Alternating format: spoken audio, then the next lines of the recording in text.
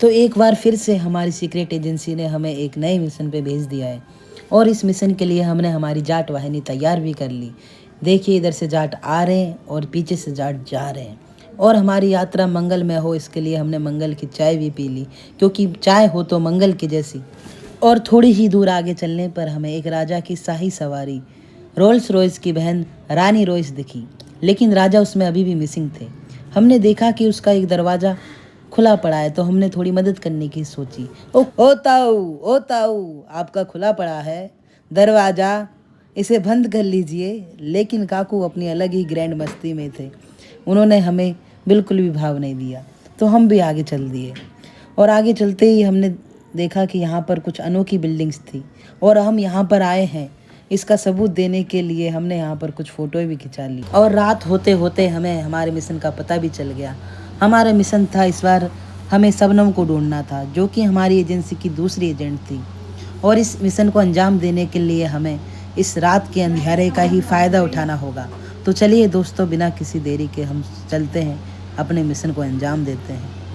Mission के शुरू करने से पहले सेफ्टी ज़रूरी है, क्योंकि सेफ्टी फर्स्ट। और आप में से कोई नहीं कहेगा कि मेरे साथी एजेंट ने हेलमेट क्यों नहीं पहना है, क्योंकि उसकी बीवी उसके लिए करवा चौथ का व्रत रख रही है और मेरी बीवी का कोई ठौर ठिकाना नहीं है। जयपुर की इन्हीं गलियों से गुजरते हुए मुझे अचानक से मेरी एक्स की याद आ गई, जो कि इन्हीं गलियों में रहा करती थी और वो हर महीने किसी अपने नए बंदे के लिए लॉयल हो जाती थी। दोस्तों, बड़े ही दिल वाली लड़की थी, किसी को भी दिल दे बैठती थी और पुराने आशिक को भूल जाती थी। खैर छोड़ो, आगे बढ़ते ही हमें हवा महल दिखाई दिया, जो कि बहुत तेज़ हवा चलने के कारण यहाँ की सारी खिड़कियाँ बंद कर रखी थी और यहाँ की रानियाँ अपने राजा के साथ प्रेम कीड़ा में व्यस्त थी। लेकिन हमें तो बस गम शबनम का था कि वो कहाँ मिलेगी।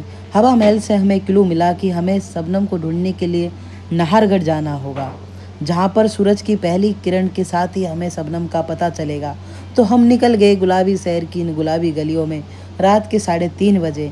और आगे बढ़ते ही हमें एक टोटो की ट्रेन यानी कि ई रिक्शा मालगाड़ी दिखाई दी।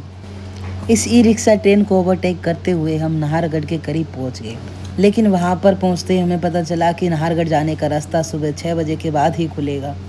और वहां पर एक पुलिस वाले भैया ने बोला, अगर तुम्हें पहले जाना है तो थोड़ी चाय पानी की व्यवस्था करनी पड़ेगी। इसलिए मैं उसे 2 चाय और 1 पानी की बोतल दे के आ गया और वहाँ से परमिशन ले ली। दोस्तों, ये स्टंट खतरनाक हो सकता है, क्योंकि यहाँ पर पैंथर रहते हैं और हमारे कान में खाज है, आपके में नहीं। तो आप कृपया करके सुबह होने के बाद ही नाहरगढ़ की चढ़ाई करें। लेकिन जैसे तैसे हम टॉप पर पहुंच गए और यहाँ से पूरा शहर दिखाई दे रहा था, बस शबनम नहीं। शबनम को ढूंढने के लिए हमने पूरे शहर को जूम मार दिया, लेकिन शबनम का कोई सुराग नहीं मिला। धीरे धीरे वक्त और बीता और सुबह होने लगी, लेकिन हमें ना सूरज दिखा और ना ही शबनम, क्योंकि उस दिन बहुत बादल भी थे। दोस्तों, लेकिन शबनम ने हमारे लिए वहाँ पर क्लू छोड़ा था कि वो पानी के अंदर उस जल महल में मिलेगी और हम भी वहाँ के लिए चल दिए। रास्ते में हमें एक सुसाइड पॉइंट भी मिला, जिस पे ना जाने कितने ही शबनम के आशिक मर चुके थे।